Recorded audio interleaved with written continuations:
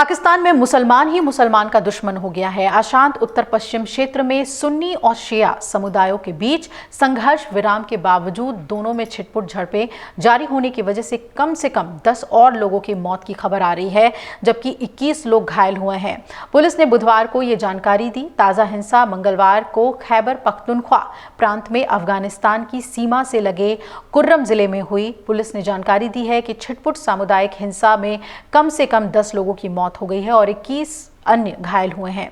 Pakistan police ने कहा है कि कुर्रम जिले के अलीजाई और बागान समुदायों के बीच संघर्ष पिछले हफ्ते शुक्रवार को शुरू हुआ था और इससे पहले गुरुवार को पाराचिनार के पास यात्री गाड़ियों के काफिले पर हमला हुआ था, जिसमें 47 लोग मारे गए थे।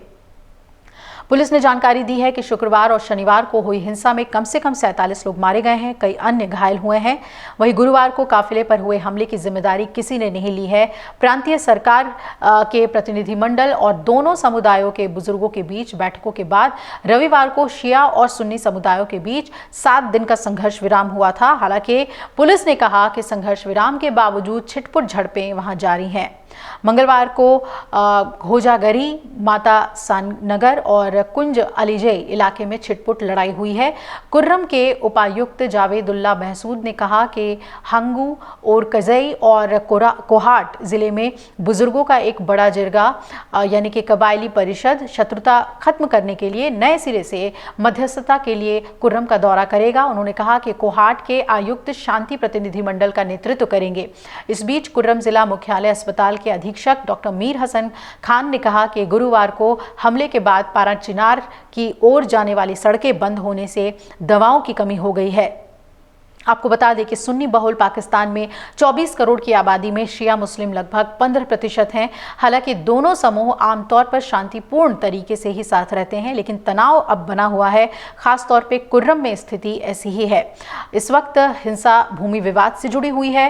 इमरान खान की पार्टी पाकिस्तान तहरीके इंसाफ ने भी इससे पहले दावा किया था कि हिंसक झड़पें हुई हैं, क्योंकि इस्लामाबाद में किस तरीके की स्थिति हुई वो भी एक परेशानी का सबब पाकिस्तान के लिए है। इस्लामाबाद तक का मार्च नेतृत्व करने वाले खान की पत्नी बुशरा बीबी का खैबर पख्तूनख्वा के मुख्यमंत्री अली अमीन गंडापुर के ठिकाने के बारे में चिंताओं के बीच पार्टी ने कहा कि वो दोनों खैबर पख्तूनख्वा प्रांत के एबटाबाद के पास मनसेहरा शहर में हैं।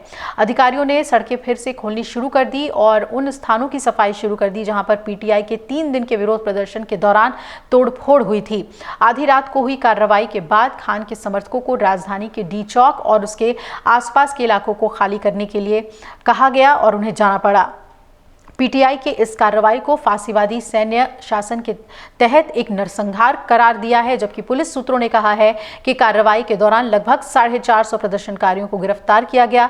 पीटीआई ने अपने आधिकारिक ट्विटर हैंडल पर एक प्रेस विज्ञप्ति में कहा कि सरकार की क्रूरता और राजधानी को निहत्थे लोगों के लिए बूचड़ खाने में तब्दील करने की सरकार की योजना को देखते हुए हम कुछ समय के लिए शांतिपूर्ण विरोध निलंबित करने की घोषणा करते हैं। पार्टी ने यह भी कहा कि खान के निर्देशों के आधार पर अगला कदम उठाया जाएगा। इससे पहले मंगलवार शाम को पीटीआई समर्थकों की कानून प्रवर्तन एजेंसियों के अधिकारियों से झड़पें हुई थी, जिसके बाद वो रविवार को शुरू हुए इस्लामाबाद मार्च के तहत डी चौक पर धरना देने में सफल रहे थे। तो कुल मिलाकर देखा जाए तो पाकिस्तान दोनों ही फ्रंट पे इस वक्त बहुत ही डिस्टर्ब है, चाहे शिया सुन्नी की झड़पें हो, लड़ाइयाँ हो जिसमें 10 मौतें हुई हैं, या फिर इस्लामाबाद में डी चौक पर जिस तरीके से पीटीआई समर्थकों ने विरोध प्रदर्शन किया।